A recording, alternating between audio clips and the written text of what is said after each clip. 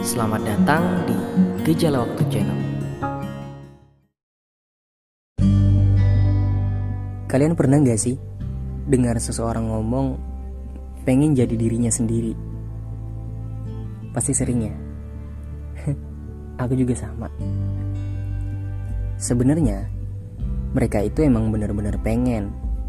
Hanya saja pahamnya mereka tentang menjadi diri sendiri cuma melakukan sesuatu apa yang mereka sukai.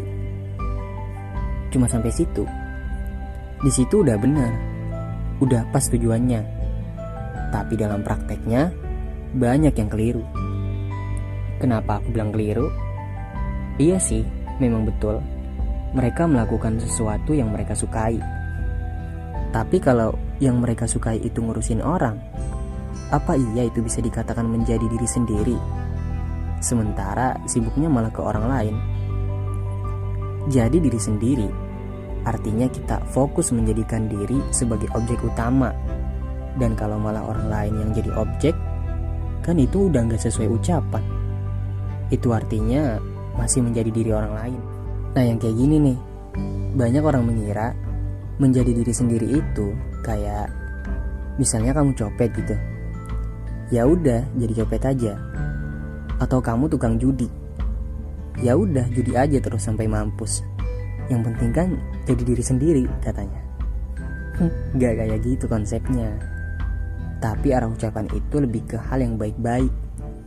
Contoh semisal teman kita punya mobil, punya rumah mewah, punya segalanya lah pokoknya.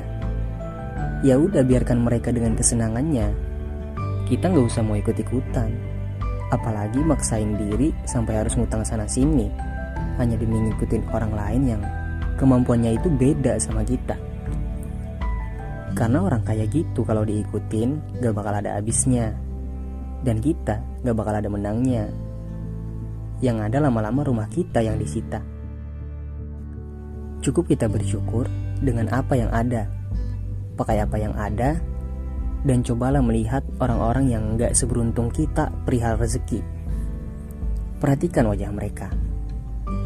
Walaupun keadaannya tidak sebaik orang lain, mereka masih bisa saja tersenyum dan menampakkan wajah yang seolah-olah gak terjadi apa-apa.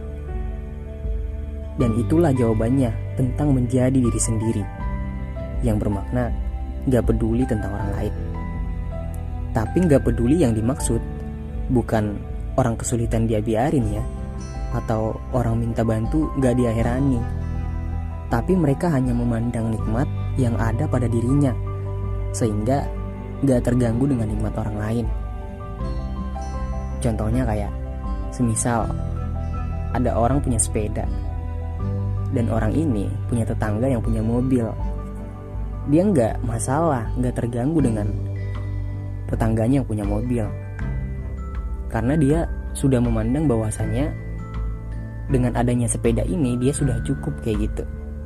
Alhasil hatinya terjaga dari rasa iri, dengki, dan hal-hal buruk lainnya. Begitu kalau ingin jadi diri sendiri, bukan malah membiarkan diri larut dalam keburukan. Sementang kita sukanya ngomongin keburukan orang karena landasan pengen jadi diri sendiri, kita malah gak berhenti ngomongin orang. Bukan itu kawan.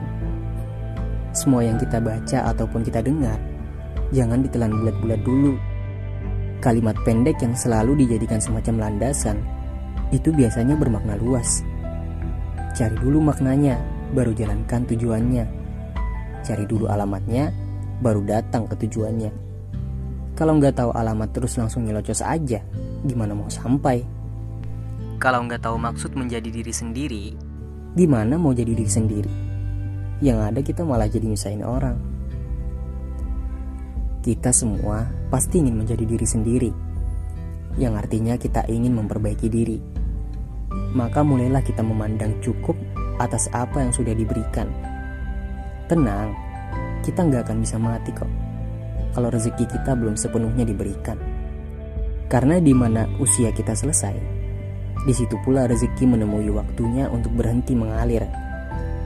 Jadi kita jalani aja hidup menjadi diri sendiri. Santai, gak usah terlalu pusing yang berlebihan. Kita usaha aja terus sambil mempersiapkan benteng pertahanan untuk menghadapi masa depan. Karena di depan akan ada banyak tantangan, yang pasti dari beberapa tantangan itu akan membuat kita terjatuh. Tapi gak apa-apa, tetaplah jadi diri sendiri yang punya pribadi kuat. Belajar dari kesuksesan ataupun kegagalan, sampai pada akhirnya kita benar-benar menang dan mengakhiri nafas di dalam senyuman.